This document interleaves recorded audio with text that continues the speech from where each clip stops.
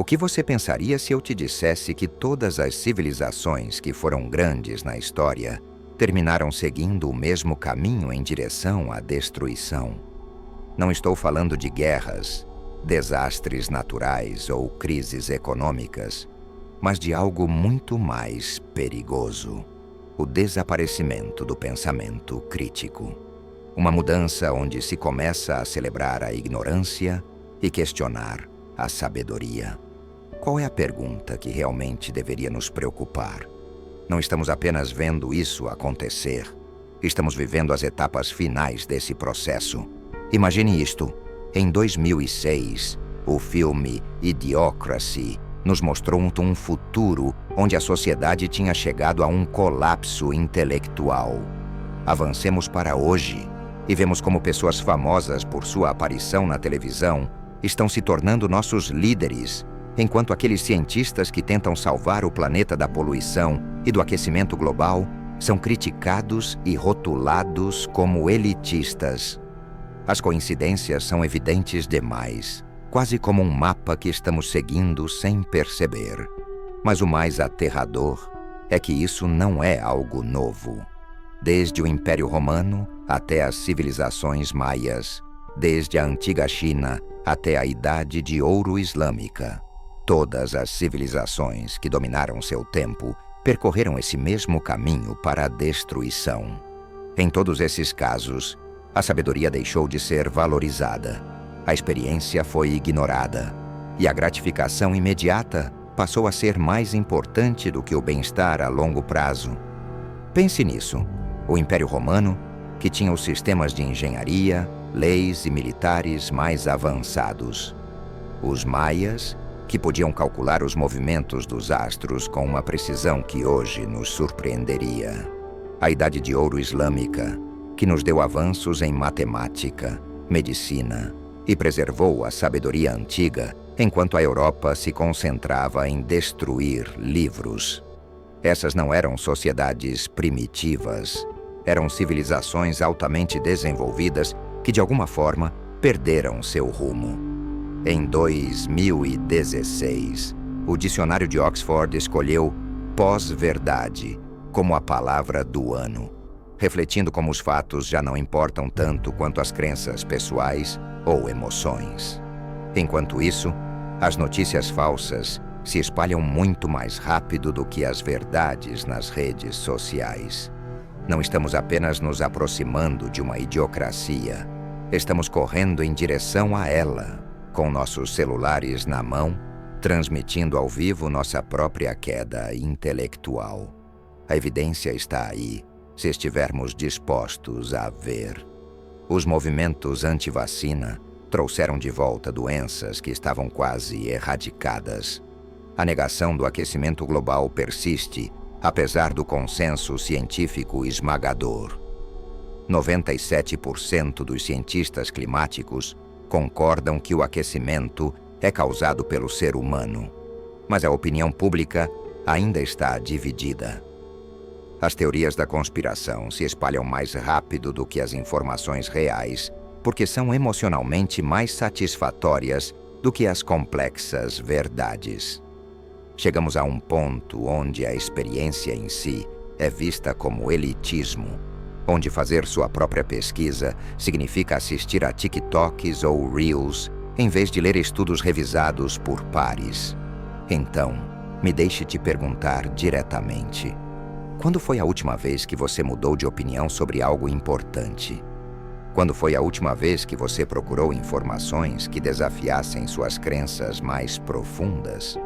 Se você tem dificuldade em responder, talvez já esteja mais avançado nesse caminho do que pensa. A primeira etapa da decadência civilizacional sempre começa da mesma maneira: a erosão sistemática do pensamento crítico. Começa de forma sutil, como uma rachadura em uma represa que eventualmente derruba toda a estrutura. Sócrates entendeu esse perigo há 24 séculos. Ele declarou que uma vida não examinada não vale a pena ser vivida. Mas Atenas respondeu, obrigando-o a beber veneno. Por quê? Porque ele teve a ousadia de fazer perguntas incômodas. Por esse crime contra a complacência intelectual, ele foi executado. O paralelo com hoje é assustador. Não precisamos de cicuta para silenciar os pensadores críticos. Temos algo muito mais eficaz. Os algoritmos das redes sociais projetados para nos alimentar exatamente o que queremos ouvir. As pessoas são 6 vezes mais propensos a compartilhar informações falsas do que notícias precisas, especialmente quando confirmam suas crenças existentes. Veja o referendo do Brexit de 2016. A Cambridge Analytica usou perfis psicológicos para direcionar anúncios políticos personalizados aos eleitores, projetados para explorar seus medos e preconceitos específicos. Em vez de interagir com argumentos complexos sobre política comercial, milhões tomaram uma das decisões mais transcendentais da história britânica com base em feeds manipuladores do Facebook. Até muitos dos apoiadores do Brexit admitiram mais tarde que não entendiam completamente o que estavam votando. Isso é o pensamento crítico morrendo em tempo real, substituído por manipulação psicológica. Passando-se por participação democrática, consideremos a antiga Roma. A República Romana foi construída sobre um debate vigoroso, com os cidadãos se reunindo no fórum para discutir políticas e governança. Os discursos de Cícero eram estudados por sua estrutura lógica, e esperava-se que os senadores demonstrassem conhecimento de história, filosofia e direito. Mas à medida que o império ficou rico e confortável, algo fundamental mudou. O poeta Juvenal escreveu sobre o pão e circo, como o povo romano havia trocado sua responsabilidade cívica por entretenimento e comida grátis. Pararam de fazer perguntas difíceis sobre seus líderes e se concentraram nos jogos de gladiadores em seu lugar. Quando foi a última vez que você viu um debate complexo sobre políticas sendo tendência nas redes sociais? Quando foi a última vez que você viu pessoas compartilhando análises detalhadas em vez de memes e fragmentos? Hoje estamos desmontando sistematicamente as instituições que ensinam pensamento crítico. Entre 1972 e 2018, o percentual de estudantes universitários que se especializam em humanidades caiu de 17% para 8%. A filosofia, literalmente o amor pela sabedoria, está sendo eliminada dos programas universitários em todo o mundo ocidental. Estamos eliminando as disciplinas que nos ensinam como pensar, como questionar e como examinar as ideias criticamente. Mas não é apenas a educação formal. Veja como consumimos informações hoje em dia. A pessoa média passa menos de 15 segundos lendo um artigo antes de compartilhá-lo nas redes sociais. Nos treinamos para reagir aos títulos em vez de nos envolver com o conteúdo. Nossas capacidades de atenção diminuíram ao ponto de que ideias complexas não podem competir com os slogans simples e os gatilhos emocionais. Pense na sua própria educação. Você foi ensinado a como pensar ou apenas o que pensar? Você foi incentivado a questionar a autoridade ou a cumpri-la? A resposta pode explicar mais sobre nossa crise atual do que você imagina. Quando o pensamento crítico morre, não acontece da noite para o dia. É como ver uma floresta sucumbir a uma doença. Primeiro, algumas árvores mostram sintomas. Depois toda a seção murcha, até que você fica com um deserto onde nada substancial pode crescer. A segunda etapa é talvez a mais sedutora: o ascenso do narcisismo a curto prazo. Aqui é onde as civilizações perdem sua capacidade de pensar além da gratificação imediata. Onde eu agora se torna mais importante que nós depois. Alexis de Tocqueville advertiu sobre isso em sua análise da democracia americana. Observou que as sociedades democráticas poderiam se tornar tão focadas no conforto individual que gradualmente renunciariam à sua capacidade de pensar a longo prazo. Ele chamou isso de despotismo suave. Não tirania dura, mas a tirania suave do entretenimento interminável e da satisfação instantânea. Friedrich Nietzsche teve uma análise ainda mais aguda.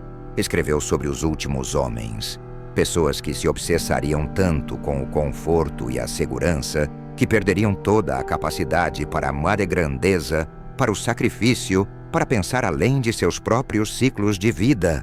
O que é o amor? O que é a criação? O que é o anseio? O que é uma estrela? Ele imaginava esses últimos homens perguntando-se, piscando.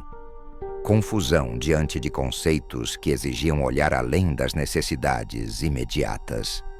A civilização maia fornece um exemplo perfeito. Em seu auge, os maias eram astrônomos e matemáticos extraordinários. Construíram cidades que duraram séculos e desenvolveram um calendário mais preciso que o nosso. Mas quando sua população começou a esgotar os recursos, enfrentaram uma escolha crucial: conforto imediato ou sustentabilidade a longo prazo. Optaram pelo conforto imediato, apesar da evidência clara de desmatamento, exaustão do solo e escassez de água.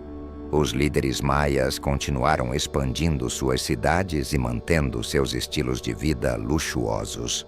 Eles tinham o conhecimento para prever eclipses com séculos de antecedência, mas faltou-lhes a sabedoria para aplicar esse mesmo pensamento a longo prazo à sua crise ecológica. Hoje, enfrentamos nosso próprio momento maia com a mudança climática. Temos mais conhecimento científico sobre nossos sistemas planetários do que qualquer civilização na história. Podemos modelar padrões climáticos com décadas de antecedência, com uma precisão impressionante. No entanto, nossa resposta tem sido completamente influenciada pelo pensamento de curto prazo. Relatórios trimestrais de lucros, ciclos eleitorais e ganhos políticos imediatos. Aqui está uma pergunta que vai ao cerne de tudo. Se você soubesse com certeza absoluta que suas decisões de estilo de vida hoje determinarão se seus netos herdarão um planeta habitável, você mudaria algo sobre como vive? E se a resposta for sim, por que você ainda não fez isso? Um estudo de 2011 realizado por Hirschfield, mostrando-nos a nós mesmos como uma ameaça. Para o nosso futuro, estudos de cérebro revelam que as pessoas percebem seus outros eu quase como estranhos, o que facilita a busca por impulsos de dopamina no TikTok hoje, em vez de economizar para a aposentadoria. Isso não é estupidez, é um viés profundamente enraizado na psicologia humana. No entanto, as civilizações bem-sucedidas aprendem a superar esses vieses por meio de instituições, tradições e práticas culturais que fomentam o pensamento a longo prazo. Consideremos a crise financeira de 2008. As crises nem sempre são causadas por guerras ou desastres naturais, mas por um fenômeno muito mais insidioso: a rejeição do pensamento crítico e a adoração da gratificação imediata. Um exemplo claro foi a crise financeira de 2008, onde os executivos de Wall Street sabiam que as hipotecas subprime eram insustentáveis, mas continuaram vendendo-as por lucros de curto prazo, deixando milhões de pessoas na ruína, enquanto se beneficiaram de resgates públicos. Isso reflete um padrão a nível civilizacional. Privatizamos os lucros e socializamos as perdas. Em nossa vida diária, tomamos decisões baseadas no que nos beneficia agora, sem pensar nas consequências futuras. Essas decisões, que parecem inofensivas a nível individual, se multiplicam e têm um impacto global, criando um ciclo destrutivo. A rejeição à experiência é a terceira e mais perigosa etapa. Quando as civilizações começam a ignorar e atacar o conhecimento e a sabedoria, entram em uma espiral autodestrutiva. Carl Sagan viu isso vindo quando disse que a humanidade, dependente da ciência e da tecnologia, não entendia o que usava, o que nos tornava vulneráveis a charlatães e demagogos. Esse fenômeno foi identificado por Hannah Arendt como a banalidade do mal, onde as atrocidades não são cometidas por monstros, mas por pessoas comuns que deixaram de pensar criticamente. O exemplo histórico mais claro é a dinastia Ming, na China. Embora os chineses tenham sido pioneiros na navegação e tecnologia, seu isolamento intelectual os impediu de continuar inovando. Em poucas gerações, as potências europeias com tecnologia inferior os superaram. Isso demonstra como a falta de abertura ao conhecimento pode destruir uma civilização. Hoje, a confiança na ciência e nos especialistas está diminuindo. Durante a pandemia, as pessoas preferiram seguir conselhos de influenciadores nas redes sociais, em vez de confiar em médicos e cientistas, levando a decisões perigosas, como o uso de medicamentos não aprovados. Esta rejeição à experiência se tornou um problema generalizado. Este ciclo de ignorância, tomada de decisões de curto prazo e rejeição à experiência está interconectado, criando-se o que os psicólogos chamam de círculo do destino. A mudança climática é o exemplo definitivo desse padrão. Exige uma visão a longo prazo, respeito pelo conhecimento especializado e planejamento adequado. Mas mesmo quando enfrentamos desastres climáticos, as comunidades afetadas se tornam mais céticas em relação às soluções a longo prazo e buscam soluções rápidas. É assim que as civilizações caem, não em um colapso repentino, mas em um processo gradual, onde cada problema torna mais difícil resolver o próximo. As grandes civilizações não desaparecem de um dia para o outro. Roma não caiu de uma só vez e os maias não desapareceram imediatamente. Eles perderam a capacidade de coordenar a ação coletiva e, no final, falharam por não priorizar a sabedoria a longo prazo. Hoje nos perguntamos, somos nós a Roma de 400 depois de Cristo, vivendo na negação enquanto nossos alicerces desmoronam? Ou somos os maias, presos na urgência dos problemas imediatos, sem ver o colapso que se aproxima? Algumas civilizações conseguem romper o ciclo. O Renascimento é o exemplo clássico. A Europa medieval viveu na ignorância, mas ressurgiu com uma mudança cultural que valorizou o pensamento crítico e a busca intelectual. Por que funcionou? Porque foram criadas instituições que promoveram o aprendizado profundo, apoiaram o pensamento a longo prazo e resistiram às gratificações imediatas. O mesmo aconteceu na Coreia do Sul, que passou de ser um dos países mais pobres para uma potência tecnológica, graças ao investimento em educação e habilidades críticas. Mas nem todas as nações tomam o caminho certo. A Venezuela, apesar de suas riquezas naturais, afundou ao priorizar ganhos políticos de curto prazo.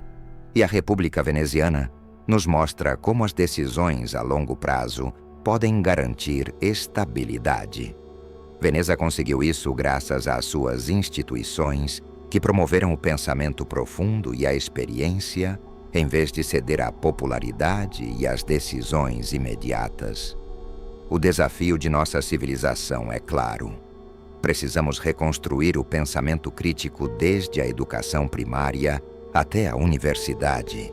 Investir em instituições que favoreçam o pensamento a longo prazo e restabelecer o respeito pela experiência. Países como Finlândia e País de Gales já estão implementando políticas que valorizam o futuro, como a Lei das Gerações Futuras no País de Gales, que obriga a considerar o impacto das decisões do governo a longo prazo. A nível pessoal, precisamos praticar o que os psicólogos chamam de humildade intelectual. Reconhecer que podemos estar errados questionar nossas crenças e escolher a dificuldade intelectual acima do conforto. A chave para evitar o destino de Roma ou dos maias é nos comprometermos a pensar além da gratificação imediata e tomar decisões informadas e responsáveis. A história não se repete, mas rima. O colapso civilizacional é um padrão antigo, mas também é a renovação. A pergunta crucial é: escolheremos ser a geração que quebrou o ciclo da decadência, ou seremos lembrados como a que o completou? A resposta depende de cada um de nós. A mudança começa hoje, com decisões mais difíceis, mas necessárias.